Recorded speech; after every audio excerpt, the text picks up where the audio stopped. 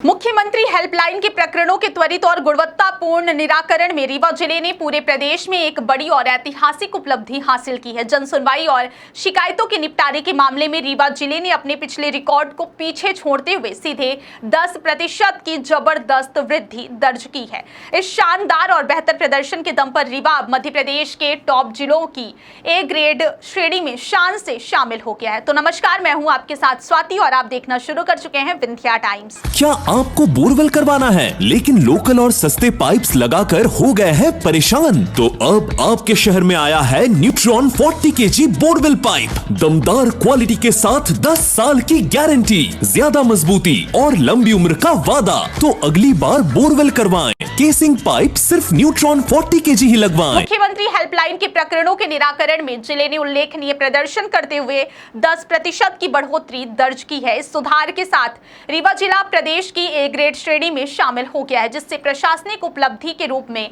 देखा जा रहा है। खास बात यह है कि इस पूरी उपलब्धि में राजस्व विभाग की भूमिका सबसे अहम रही, जिसने लगातार लंबित शिकायतों की समीक्षा करते हुए उनके त्वरित और समयबद्ध निराकरण पर विशेष ध्यान दिया। विभागीय स्तर पर की गई सघन मॉनिटरिंग और फॉलोअप की वजह से शिकायतों के निपटारे की गति में तेजी आई, जिसका सीधा असर जिले की रैंकिंग पर देखने को मिला है। प्रशासनिक सूत्रों के अनुसार मुख्यमंत्री हेल्पलाइन, जो कि नागरिकों की समस्याओं के समाधान के लिए एक महत्वपूर्ण व्यवस्था मानी जाती है, उसमें लंबे समय से लंबित प्रकरणों को प्राथमिकता के आधार पर निपटाया गया।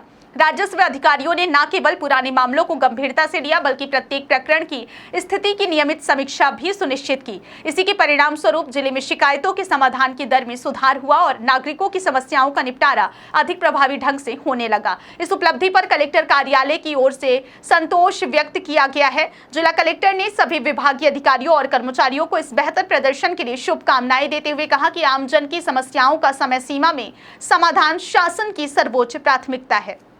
उन्होंने यह भी स्पष्ट किया कि आगे भी सभी विभागों को इस संवेदनशीलता और प्रतिबद्धता के साथ कार्य करना होगा, ताकि जिले की यह उपलब्धि केवल एक बार की ना होकर निरंतर बनी रहे और रीवा आने वाले समय में भी ए ग्रेड श्रेणी में अपनी स्थिति मजबूत बनाए रखे। गौरतलब है कि नरेंद्र कुमार सूर्यवंशी के कलेक्टर पदभार संभालने के बाद से ही जिले में प्रशासनिक कार्यप्रणाली में सक्रियता और जवाबदेही पर विशेष जोर दिया जा रहा है। उनके नेतृत्व में सभी विभागों को स्पष्ट निर्देश दिए गए हैं कि मुख्यमंत्री हेल्पलाइन में आने वाली शिकायतों को गंभीरता से लेते हुए उनका समयबद्ध निराकरण सुनिश्चित किया जाए।